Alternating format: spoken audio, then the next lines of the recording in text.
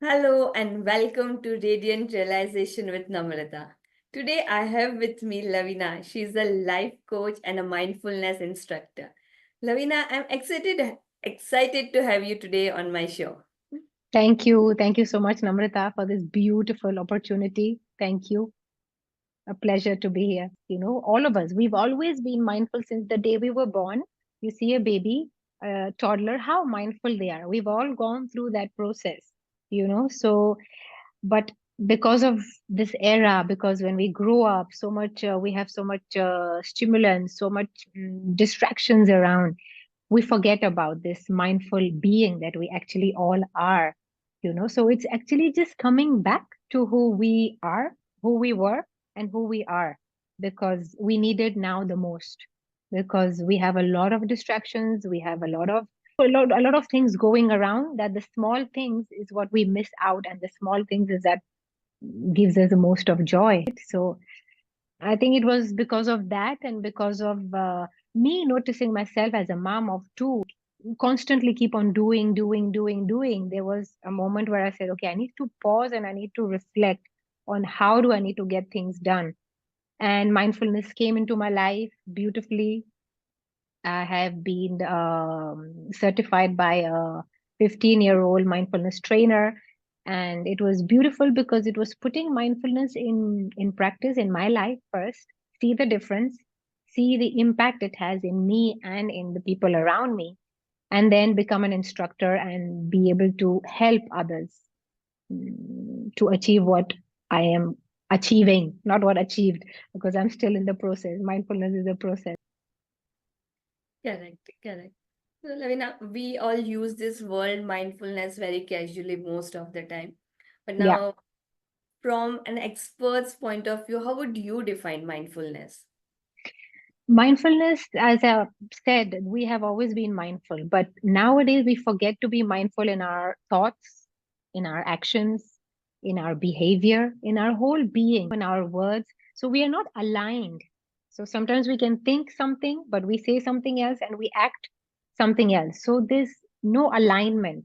So for me, mindfulness can refer to as a alignment, starting with your thoughts, your words, your actions, your behavior, and basically it's working on your attention. So our attention level is very weak nowadays because to all the distractions we have around us. So mindfulness helps us to cultivate this higher attention. Okay, so but I would like to also, without this, I don't think mindfulness is done, by saying the definition of mindfulness said by John Kabat-Zinn, who is the actual, you can say, the father of mindfulness in the West, who has brought it from the East, actually, in the West with proven scientific methods. So he is a renowned medicine. He has studied medicine, molecular biology, and he opened the first stress reduction clinic in America, used mindfulness as a base in a clinic in 1979. Science proved. And his definition, who we can say the father of mindfulness, is paying attention on purpose in the present moment, non judgmentally. Okay, so paying attention in the present moment, non on purpose, non judgmentally. And what arises with that when we pay attention on purpose in the present moment, non judgmentally? What comes up is awareness. So, another word for mindfulness is awareness. That is a beautiful definition that we can give to mindfulness. The awareness that comes through paying attention on purpose in the present moment, non-judgmentally. So only this definition of John, we take it and we apply it in our lives. Why on purpose? Why do we have to pay attention on purpose? Because, as I said, our attention is so weak. We can be now eating something, but our attention can be someplace else. So we have to put that purpose, that I want to pay attention right now to what I'm doing on purpose in the present moment, non-judgmentally. Another very important part in mindfulness, non-judgmentally. We are constantly judging. If we just pause we can actually see how our minds keep on judging. I don't like this, I like this, I don't want this, I want this, why is this way, why not that way? But we don't even pause and we don't even realize how many judgments we make throughout the day in any situation or with any person who we encounter. Without even knowing the person, we can judge something about that person, right? We are so judgmental. So this short definition of John, I think, brings the whole sum up of mindfulness, and breaking it down, we can actually, it's very easy to understand, but difficult to practice because it is a constant practice. And what common misconception people carry in your experience when you introduce mindfulness to them? Misconceptions. Well, first of all, mindfulness sometimes gets confused with the religion, that it comes from the Buddhism origin from the East. But actually, mindfulness is about attention, is about awareness, and that is universal. So that is one of the common misconception that we come across with. Then many people think it's about leaving the mind in a blank state. It's not about that. It's about recognizing that the mind is constantly jumping from here to there and bringing it back to where it belongs in the present moment. It's not about having any ecstasy experience on any just levitate in any meditation experience. It's about being honoring the present moment and being the way it is. So many people think that I will feel a certain way or I will experience something different. I will see lights, colors, and none of that is happening because it's just present moment, present awareness, just the way it is. And yeah, it's mainly, it doesn't solve, but it dissolves. This is what we sometimes like to keep it very clear. It will not solve the things, but it will surely dissolve it because we'll be able to see it with another perspective, another angle. Definitely. And when people start practicing mindfulness on a regular basis, how fast they would see the benefit? And it would be in what form? So we have the program which is consists of 9 weeks. Okay. So the one that they do in America, John Kabat-Zinn, it's of 8 weeks, and he recommends to do 45 minutes mindfulness training every day. Now we seeing how the world is going so fast, we don't give 45 minutes, but we tell them start with maybe 15, 20 minutes, but it has to be on a daily basis. That is a must because medicine in the pocket does not give any effect. So you have to use it. You have to do it. So we have the program of 9 weeks, and after 9 to 10 weeks of constant practice, you can definitely see changes. And when an individual starts mindfulness practice, what common challenges they face? Like even bringing attention to the present. Yes, the common challenges is, I tell you, the discipline and the consistency because we are experts in knowledge, in learning, in consumption, ideas nowadays with Instagram, with TikTok, with YouTube. We know a lot, but then we don't put in practice. So actually, mastery lives in the repetition of knowing something. So that's why we're consistently on top of the students, on top of the people who take our program, that repeat it. Even if you don't like it, you don't have to love it, you don't have to like it, you just have to do it. So that doing part is the maximum challenge for the people, maybe because of time, maybe because of boredom, maybe because of, this is not doing anything to me, is not helping me, I can't see anything. We want everything instantly now. It's a world of instant gratification. You just press a button, you've got the food on the door, you press a button, you have anything at home. So everything is instant. Whether mindfulness, we have to work. As when we go for the gym, it's a muscle that we are training. The muscle doesn't develop just by doing this. You have to do this every day, again and again and again and again. So mindfulness is a muscle that we are training. So that takes time, discipline, dedication, intention, motivation. So those are the challenges that people come up with. I feel it's the challenge that even I had or have sometimes. We just had summer holidays with the kids, and sometimes it was very difficult to get into the practice, every day because you're tired or the kids are already awake, to find the time. So that, I think, becomes the biggest difficulty. It's a, Lavina, if you can tell about simple practices that any beginner could start if they are keen on building this mindfulness in their day-to-day activities. So for me, the first thing is disconnect from this thing, which is a phone. This we have to keep aside because this is the maximum distraction that we have nowadays. We may be just sitting with our spouse, our kids, and we don't even notice them because we are so distracted with this. So a very mindful tip would be, please, when you are with your family, when you enter home, when your work is done, just switch off from work content, from any scrolling social media in order to put in your mindfulness practices. So you can start by mindfulness eating. When you're eating, you're actually eating. And you can see that it sounds very easy, very simple, but when you start it, maybe your first bite you put in your mouth, and in the second bite you're already someplace else. You're distracted. Maybe somebody called you, somebody said something, a noise, a thought, an idea, anything. And then you have to bring the attention back to the food again. Mindful eating is a beautiful way to start. Mindful showers, we always give this homework in the first class of our program that tomorrow when you go under the shower, just make sure you're in the shower. Where else can you be? You know, make sure you're not in the next meeting. Make sure you're not in yesterday's discussion. Make sure you're not. Just be present in the shower, in the water, the temperature, the soap, and let's see if that can be possible.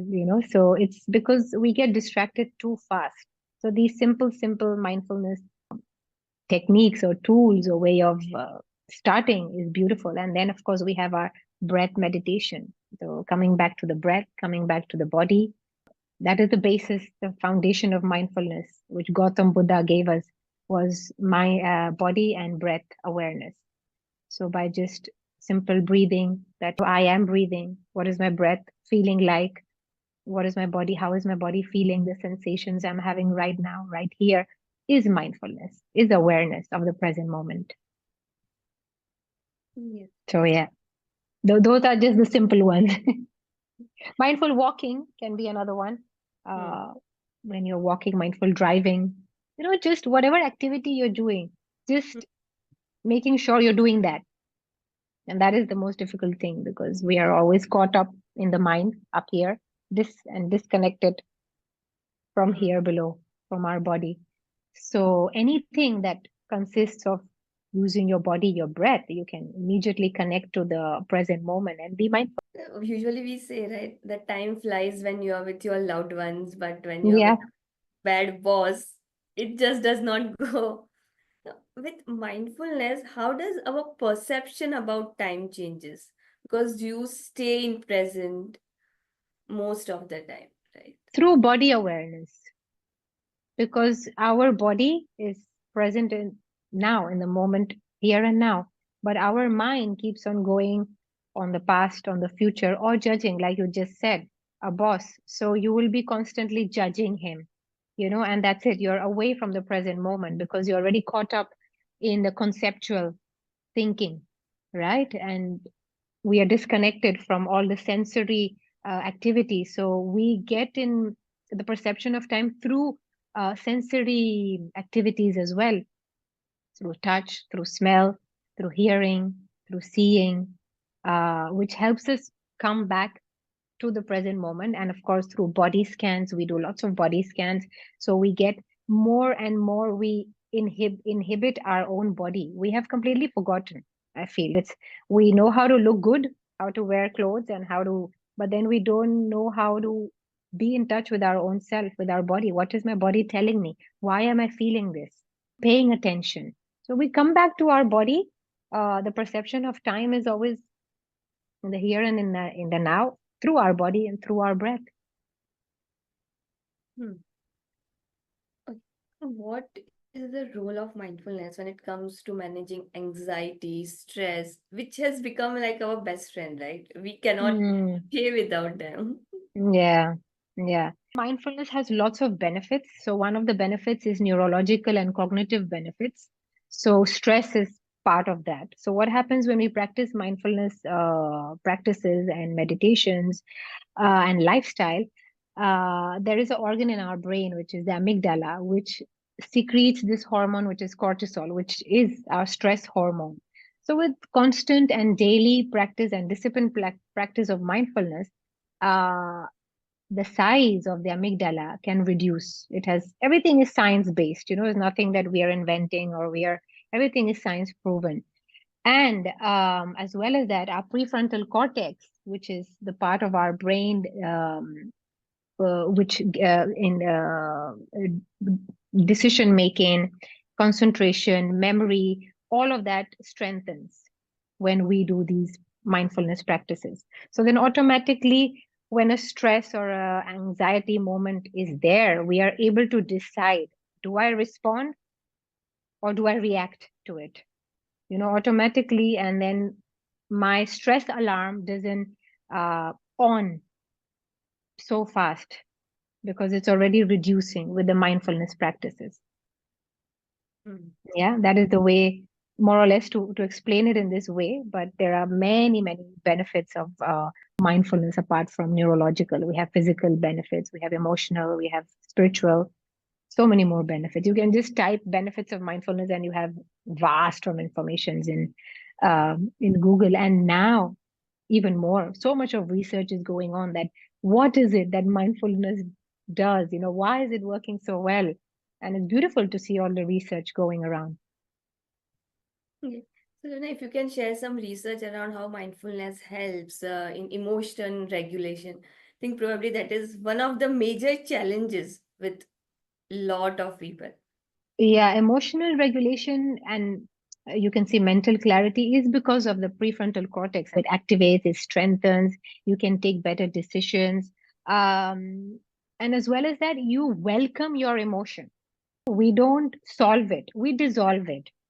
We try to welcome any emotion. An emotion that comes, it brings in information with itself.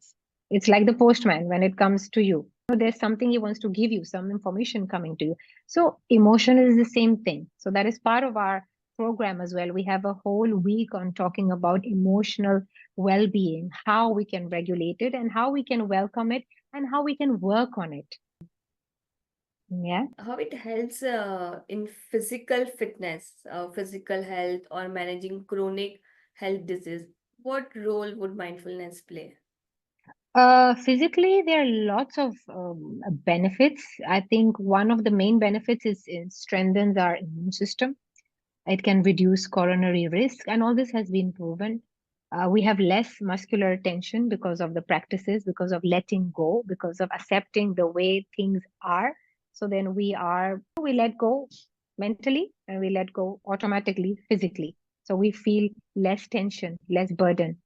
It improves our sleep as well, and it's slow. And there are two very beautiful experiments done by Mr. John Kabat-Zinn that it slows down aging and it improves skin disease as well. And all these experiments and all this, it has been scientifically proven. It reduces migraine. It helps you be more happier, more energetic because you keep on pausing throughout the day. So these pauses can actually bring a lot of energy in your system and help you to become more physically active as well. Hmm. Hmm. So, all this we spoke about how it helps our emotion regulation and Physical. individuals' Hmm. physical health. Now, I would like to know how it helps in your relationship with your loved ones Hmm. by practicing mindfulness on a daily basis. Is there a difference in where you start interacting with your loved ones, your colleagues, your families, or even your enemies? Mm. I think it's basically, again, putting the non judging lens because you see them as they are and not the way you want them to see, you want them to be, sorry, or you think they should be, or they should talk like this, or they should be like this. You just honor them and see them the way they are and let them be. And then you decide with the wisdom you have and with the clarity that you have, then you decide how to respond, or should I just not respond instead of reacting all the time because of this amygdala that is so activated. We keep on reacting to everything, and then our relationships. it harms our relationships very badly. So I think it gives you the awareness to pause. You can pause in moments where instead of just reacting and saying something, you pause and you realize and you see the situation, you see the person, and you learn how to interact better because it improves our communication skills as well through compassion as well. So, compassion is another part of mindfulness. Mindfulness is based on attention, awareness, and the other part is self compassion and compassion towards another person, understanding the other person better. So by pausing, realizing, accepting the way everything is, and knowing that I can't change situation, I can't change the person. So how do I expect to improve my relationship with this thought that this one should be like this one should be like that? So if I just accept it, I see it the way it is without expecting, it will definitely improve, Hmm. right? And not wanting the things my way all the time, but just the way they come through. We plan throughout the day one thing, and then we realize that the whole day has been completely different. It's not in our hands. So that's the misconception that we have, that things are in our hands. People are the in my hands. Even my spouse, my children, my parents, they should behave the way I want them to behave. So mindfulness helps us to open that portal and of awareness and say, okay, no, things are the way they are. Hmm. Yeah. Lavina, many times when we face heartbreak or loss of loved ones, we are not able to manage ourselves. With mindfulness practice, what have you seen with your clients? How are they able to navigate such situation? I feel as well broadening our awareness through acceptance, that because I mean part of grief has its own process till they reach the acceptance. But mindfulness, as it shows us to come back in the present moment, and if it's a grief or a loss or a heartbreak, it is something of the past, right? If it's happening here and now, then your reaction will be definitely sad, will be terribly hurt. But then what happens? We prolong it, we extend that hurt. So as Gautam Buddha said that pain is inevitable, but suffering is in our hands. So we extend the suffering. So mindfulness helps us. It's the story of the two arrows. The first arrow is the pain, the heartbreak, the loss, anything that has happened. It hurts. Yes, we can shout, we can scream, we can cry. But then the second arrow is by our mental issues going on, by our thoughts, our ideas. Why has this happened? So that pain creates more hurt than the first arrow, which is the actuality of what has actually happened. Hmm. So mindfulness helps you differentiate both, that, okay, this thing has happened in my life, but I am extending it. I'm extending my hurt, my suffering to another level. So then we realize, we are aware of that I'm the one who's creating. My mental patterns are creating it, of again and again, again and again. But unless we don't stop, unless we're not mindful, we're not aware of our patterns, we won't be able to shift them. So that's why it's so important to introduce this in our life. So we are just able to pause, reflect, and see, why am I getting this again and again? Where is it coming from? Because we all have our inner wisdom. Mindfulness is just bringing it up again. Hmm. It's gone below. We're just bringing it up. Your own inner hidden wisdom, actually. Correct. Lavina, would you like to do like a practical exercise around mindfulness? Yes, yes, yes, yes. Of course, that will be really, really nice. Without practice, there's no mindfulness. And so I would just like to comment that there are general practices, which are breath meditation, awareness meditation, body scan, and then we have specific meditations. Okay, if you want, after the practice, I can just introduce you a little bit about the program where we do specific meditations on the mind, on emotions, and all that. Yeah. Yeah. Perfect. So mindfulness meditations are always done with no background music. So it's just with the voice. Because if we have the music and the voice, we already are dividing our attention. And over here, The intention is to put focus, bring the attention in one place. Hmm. Okay. So if you would like to just sit in a comfortable, or you're standing in a comfortable posture, Yes. and you know, with your spine erect, you can keep your eyes open or you can close your eyes as you wish, and just taking your awareness to the fact that you're breathing right now. Just noticing the here and the now, and just noticing, where are you feeling the breath the most? Where is it more vivid? Maybe in the nostrils, Yes. chest, tummy. Just feeling the sensation of your own breathing in the here and in the now. If there is any distractions, any thoughts, sounds, any images coming, just let it go and bring your attention. Try to bring your attention back to your breath, to your nostrils, to your chest, to your belly, inflating and deflating. We don't have anywhere to reach, nowhere to go. It's just being present with your body, your breath here and now, the sensations of the body, the breath moving in and out, just being aware of your breath and resting in this wakefulness, in this stillness,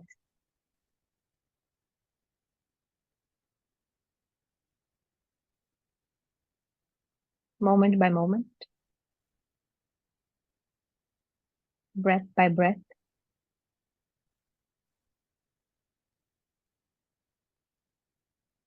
You may even notice maybe your belly inflating a little bit more, a little bit less. Maybe you can even notice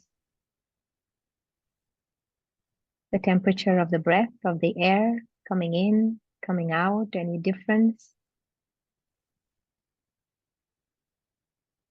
Or you just want to be aware of what's in your mind right now as well, and knowing that you're no more in your breath and you're already gone with your mind. That is mindfulness too. And bringing, without judging, with loving kindness, with gentleness, your attention back to your body, to the belly, nostrils, to the chest,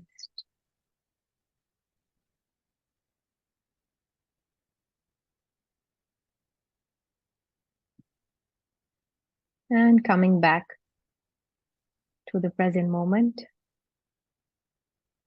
noticing your body. You can stretch a little bit, move, see how it feels. Are you feeling a bit more calmer, a bit more peaceful than before, a bit more centered than before? Yes. Lot of thoughts have rested. And were you able to stay with the breath, or was the mind I wandering had to bring myself back with over each and over breath. again? Yeah. So this is the practice. If it wanders one time, you bring it one. 10 times, you bring it 10. 100 times, you bring it back 100 times. And this is the muscle that we are training by bringing the mind back over and over again. So this is best done in a cross-legged position, or if you can't cross-leg, on a chair, sitting position, straight, with your eyes gently closed, and just focusing, how we did right now, on your breath, on your belly, on your chest, on the sensations of the body and the breath. This is just one of the meditations. Are you feeling? How are you feeling? I am feeling a lot more calmer. Yeah, and I think I am here now. Like I was not. Yes. Yeah, I am here. Like Mm, for the exactly. session, talking to you on the topic. Yes. So this is for mindfulness, the magic of mindfulness, to bring you back where you actually belong, where you actually are through these small practices. So we also have 5 minutes practices. We have 30 minutes practices for people who are extended meditators. But during the day, even if you have a lunch break, just put it on 5 minutes and get back centered here and now and stop those uh, thoughts going around. So it's a beautiful way to reset, the system again and again and again. How when our phone gets blocked, we have to reset it, we have to restart it. So it's a way, like when we are blocked on thoughts or anything, physically pain or whatever, it's just a way to restart again. So we Hmm. have it so easy in us through our breath and through our feeling sensation, but we forget that we have this beautiful tool with us. Yes. And it's handy. We don't need to carry It's anything. handy, yes. You can carry it wherever you want. Mindfulness is portable, and it's you can use it whenever you want. I use it many, many times when I go and pick up my children from school. There's still 5 minutes to go, and I know that they're going to enter with so much energy, and I need that calm and that peace. So I practice it a lot in the car as well during the whole day. And how do you help your client with this mindfulness practices? How do I help them? Well, we have a program actually. So, in one session, I can talk to you about mindfulness. I can explain to you what is mindfulness about. But actually, mindfulness is about practice. So, then, unless you practice, unless you actually take the program and we meet each other every week, so I can ask you, how did it go? And then you tell me, what was the difficulty? You're not being able to concentrate. I'm not being able to do this one. This one is not so easy. This one is boring. So, with all of that, with the clients, we can work with them and help them throughout the 9 weeks. So, Hmm. that's what I always say, that we can do a few mindfulness sessions, but actually, the whole program is actually it's a program of transformation and learning where we learn and we transform ourselves. So that's the way we help, and of course being always constantly in touch with the client, and being like, we are completely bored teachers, that are you practicing, are you practicing, are you practicing? So that is my first question with any client. Laveena, is not going well and is not working. Have you practiced? How many times are you practicing? How long are you practicing? So the key is that. Basically, train yourself to be in present moment. Exactly. Yes, yes, yes. So through the program, we have different levels. So I have it over here. Do we have time so I can present Yeah, a little bit? Yeah. go ahead. Okay. So this is. Oh, okay. You can see it. Yeah. I think you can see it. No, you can't see it. Okay. So it's different levels. Okay. Let me see if I can just. Okay. I think now we'll be able to see it properly. So this is level one, which is mindfulness, the door to awareness. So in this first session, each session is 2.5 hours long, online and offline, both. Okay. And in this first session is what we did today. We present and we say where mindfulness has come from. Um, it's all the history and all the background, and how we can actually, with sensory practice, come in the here and in the now. And then we have lots of practices. We do mindful eating as well in the first level. And then we give the client 1 week of time. We give them homework. We give them things to read, we give them practices, we give them audios to listen, and then again after a week, how has it been? Yeah. And then we have level 2. Level 2 is, I think you can see it, the body. Yeah. Language of the breathing body. Why the body? Because the body is always present in the present moment. The mind can be someplace else, but the body is always present in the here and the now. So through body scans practices, we help the client to come back and enroot in the present moment. We talk about the physiology of breathing, how incorrectly most of us breathe. So the inhaling, the exhaling, how it can actually calm us instantly. Just through breathing properly, we can instantly calm ourselves. But the problem is that we don't know how to breathe properly, we don't know correctly, you know. So we teach that to our clients, and we mainly, this level is about connecting with from here downwards and not from here upwards, because we are always connected over here with our mind, constantly 60,000 thoughts running every day. So we help them to connect with the body. Yeah. Then the third level, we work with the mind. So the mind is the most powerful machine we all have, right? But it also is the one who creates suffering for all of us, because we get so identified with our thoughts and ideas that it's what we were talking about, the two arrows. The second arrow is created by our own mind. So we work how to disidentify from the thoughts, from our mind, and just be a beautiful observer. So we just observe our mind, and that we start with our mindfulness practices to just observe where the mind is going, bring it back. Where is the mind going? Bring it back. Okay. And then through our day to day, we can use it as well when we get along. Okay, where am I distracted with? I have to be here right now with Namrata. What am I thinking about? Bring it back again in our day to day as well. Yeah. And we work also from coming back. We are human beings, we are not human doings. So we teach them how to come back into being and not constantly doing machines. So that this level is very beautiful because it helps many people to disidentify and to bring them back to their actual being and see things from a different level. Yeah. So this is every week we do one level.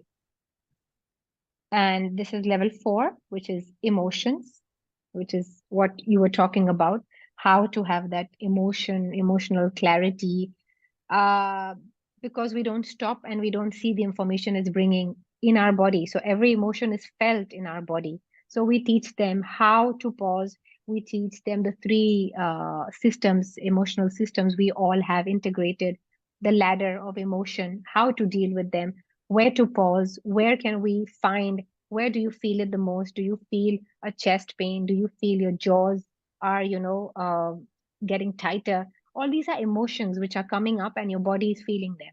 So we have to pay attention to them. So the emotion one is, it's very nice, and emotions are a normal part of our life. Sometimes they say suppress the emotion. Don't be sad, it's okay. No, it's okay to be sad. Let's see what the sadness is bringing to me. So that is being mindfulness, to see what it's bringing to me. Then we have level 5, which is kindness, loving kindness. So it's all about being kind to yourself, because we are kind to everybody else in the world, everybody else, friends, family, everybody, but we forget our own self. So what happens in this level this week, we bring ourselves right in the middle. Normally we are out of the circle of kindness, but we try to bring ourselves through practices, through all the knowledge, the theory that we give them, to bring yourself in the center. So there's a beautiful phrase which I love to use a lot. Become selfish in order to become selfless. So first you have to become a bit selfish towards yourself. So then you can be selfless towards others. So it's all about loving kindness and uh, compassion towards yourself. Then we have the 6th week, level 6. It's about difficulty. So once we have learned how to be loving to ourselves, we are able to handle our difficulties in a much better manner, and not being so attached to the difficulties, and seeing that always in any difficulty, in any difficult time, any problem, there is a learning always. So instead of getting stuck into the negative, bringing them back into what can I learn from this difficult situation. So that is what we teach. And in each level, in each week, we give them a specific meditation practices as well. Yeah. And then level 7 is all about appreciation. So from 1 to 6 is just working specific aspects on myself. From level 7, we open up, to see the goodness around me, to not always be stuck in something that is wrong. Why is this wrong? Okay, see what is right as well. There are many things which are going right, and we can start by just noticing our breath. If you're breathing, there's right in you. If you're alive, that's a magical thing that we don't even notice. There's a beautiful quote by my master who says, two men were behind bars, one saw mud, the other one saw stars. So it all depends on the attitude. We can see the mud or we can see the stars. So this level is about always going into the goodness of what the world can give to us. And then level 8 is all about social and global dimension. And it's all about including the other people around me. I'm not alone. I'm not a alone mom in this whole world with two kids, a working mom. There are many more like me. It's about finding your tribe, that okay, if I'm in this situation, there are so many other people like me as well in this world. With anything that can, even if at a difficult time, in a loss, I'm not the only one who's had a loss. There are so many other people as well. So it's about uh basically about humanity, about getting together, mm, about shared humanity. And then the last one is about conscious choice and communication, where we work about on non-violent communication. So we end with this beautiful level on the ninth week about explaining it's not on what you say, but it's how you say it. If you're aware of your tone, on how are you saying it, the other person can react in a completely different way. So it's a beautiful level. I think all the levels are beautiful. And then of course we have a lot of, as I said, audios and guidelines for the clients to use and to put into practice. So this is the whole program, which is called MBW, Mindfulness Based Well-being. It's about our overall physical, mental, emotional, spiritual well-being, and it covers all the aspects. Okay, so that's nice of you to share this, Lavina. Thank you so Yeah, thank much. you. Thank you so much for giving me the opportunity to share this Yeah. to all of you. Thank you for coming. Thank you for talking about mindfulness. And Thank you. really helped me to get aware, bring in this awareness on the topic of mindfulness. Exactly. Yeah, it's a very easy used word now, mindfulness. Yeah, let's be mindful. But we don't realize that it's actually very difficult to practice, and we need a lot of consistency, a lot of practice to do it, and then to see the results. Okay. Thank you, Lavina. Yeah, thank you. Thank you so much, Namrata.